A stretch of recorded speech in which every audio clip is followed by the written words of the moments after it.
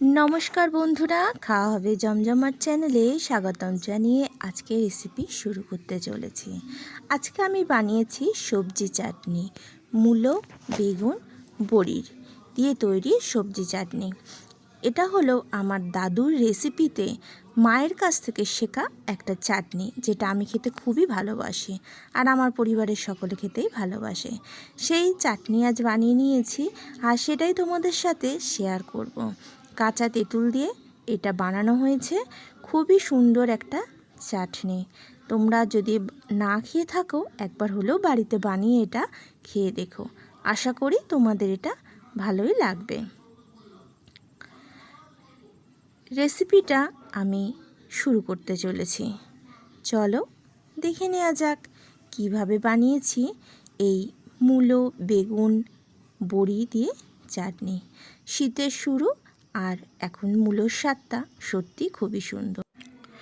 আমি চাটনি বানানোর জন্য দুটো বেগুন ধুয়ে নিয়েছি আর মূলোটাও ধুয়ে নিয়েছি, আর এখানে নিয়েছি এক বাটি মতন বড়ি। এখন এগুলোকে আমি কেটে নেব আর দিয়ে দিলাম তেঁতুল। এখানে 3টে তেঁতুল আমি ইউজ করেছি। তোমরা যে যেরকম টক খেতে ভালোবাসো সেই হিসাবে তেঁতুলটা কম বেশি করে নিও। এই মূলো, বেগুন, বড়ি তেঁতুল দিয়ে এখন বানাতে চলেছি। আগে আমি বেগুনটা কেটে নিচ্ছি, মুখের দিকটা কেটে বাদ দিয়ে দিলাম, পিছনটাও কেটে বাদ দিয়ে দিচ্ছি, আর তারপর এটাকে পিস করে নিচ্ছি।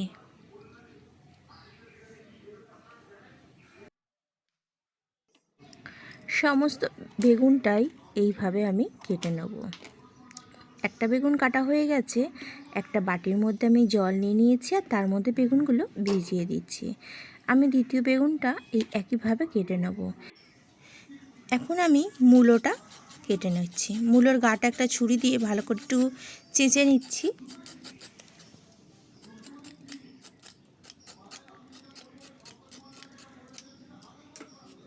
এবার এটাকে পিস করে নেব।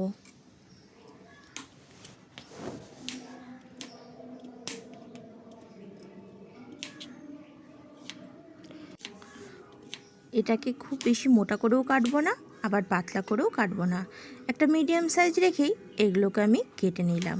এরকমভাবে সমস্ত মূলোটাই এখন কেটে নিচ্ছি। এখন আমার মূলোটা কাটা হয়ে গেছে, আমি এগুলোকে জলের মধ্যে ভিজিয়ে দিচ্ছি। বেগুন যে পাত্রে ভিজিয়েছিলাম তার মধ্যেই ভিজিয়ে আমি 5-7 মিনিট একটু রেখে দিচ্ছি। এখন তেঁতুলটাকে গাটা একটা ছুরি দিয়ে একটু চেঁচে নিচ্ছি। গাটা চেঁচে নেওয়ার পর ধুয়ে এটাকে একটু সিদ্ধ করে নেব। কড়াইতে তেল দিয়ে দিয়েছি আর তেলটা গরম হতে দিয়েছি। এখন এর মধ্যে প্রথমে দিয়ে দিচ্ছি বড়িগুলো। বড়িটা দেওয়ার পর ভালো করে বড়িটা ভেজে নিচ্ছি। গ্যাসের ফ্লেমটা এখন মিডিয়ামে রেখেছি যাতে বড়িটা চট করে লাল না হয়ে যায়।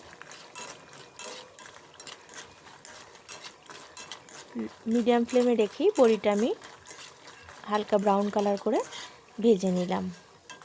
এখন এটাকে তুলে নিচ্ছি। মূলো বেগুনটাও তুলে নিয়ে জল ঝরিয়ে নিয়েছি। এখন এর মধ্যে দিয়ে দিচ্ছি নুন, দিয়ে দিলাম হলুদ গুঁড়ো আর সামান্য একটু চিনি। এবার নুন, হলুদ, চিনিটাকে মূলো আর বেগুনের গায়ে ভালো করে মাখিয়ে নিচ্ছি।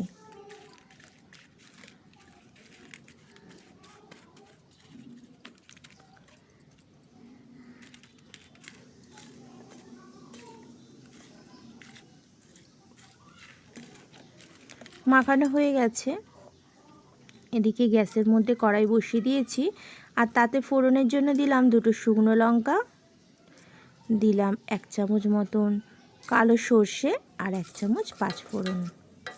ছোটো চামচের 1 চামচ করে আমি দিয়েছি। ফোড়নটা একটা মিষ্টি গন্ধ আসা পর্যন্ত নাড়াচাড়া করে ভেজে নিচ্ছি।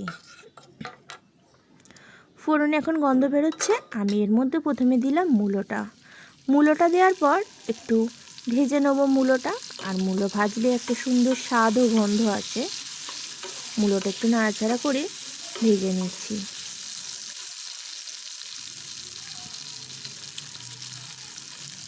এই অবস্থায় গ্যাসের ফ্লেমটা লো করে রেখেছি। আবার একটু নাড়াচাড়া করে নিলাম। এখন আমি মূলোটাকে উপর দিয়ে চাপা দিয়ে দিচ্ছি।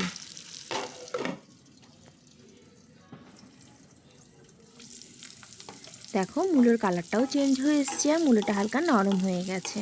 এখন চাপাটা খুলে আরও একটু আমি নাড়াচাড়া করে নিচ্ছি এটাকে।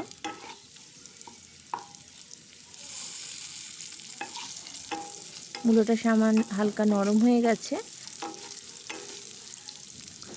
মূলোটা নরম হওয়ার পর আমি এর মধ্যে দিয়ে দেবো কেটে রাখা বেগুনগুলো। বেগুনটা দেওয়ার পর এটাকে একটু নাড়াচাড়া করে নিচ্ছি।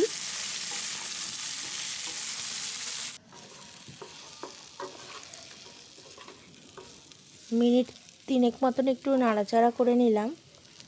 বেগুনের গায়ের কালারটাও চেঞ্জ হয়ে গেছে। এখন আমি এর মধ্যে দিয়ে দিলাম জল। খুব বেশি আমি বেগুনটাকে ভাজলাম না, মিনিট 3-4 আমি একটু ভেজে নিয়েছি। জল দেওয়ার পর এটাকে আমি চাপা দিয়ে দিলাম। এদিকে আমি তেঁতুলের কাতটা বার করে নিয়েছি, তেঁতুলটা সিদ্ধ করে আর ছাঁকনি দিয়ে ছেঁকেও নিয়েছি। এখন দেখি কতটা নরম হয়েছে। এখন একটু নাড়াচাড়া করে দিচ্ছি। দেখছি আরও একটু সিদ্ধ হতে লাগবে, তাই এটা চাপা দিয়ে আরও মিনিট 5 আমি এটা ফুটতে দিচ্ছি। আর তার আগে আমি এর মধ্যে ভাজা বড়িটা দিয়ে দিলাম। বড়িটা দেওয়ার পর এটাকে চাপা দিয়ে আমি মিনিট 5 ফুটিয়ে নেব। ফিরে আসলাম 5 মিনিট পর। এখন দেখো বড়িগুলোর মধ্যেও কি সুন্দর রসটা ঢুকে গেছে আর মূলো বেগুন সব সিদ্ধ হয়ে গেছে। এখন দিয়ে দিচ্ছি সামান্য 1 চিমটে মতন একটু নুন আর দিয়ে দিলাম তেঁতুলের কাতটা। তেঁতুলটা দেওয়ার পরে আর সবজিগুলো সিদ্ধ হবে না, তাই আমি মূলো বেগুন বড়ি সমস্তটাই আগে একটু সিদ্ধ করে নিয়েছি। এখন দিয়ে দিচ্ছি হাফ বাটি মতন চিনি। তোমরা যে যেরকম টক মিষ্টি পছন্দ করো সেই রকম হিসাবে দিও।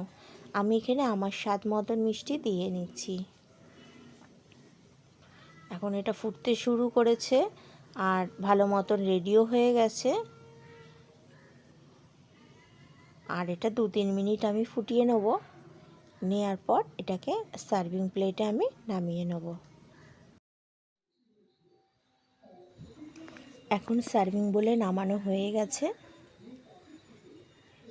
এটা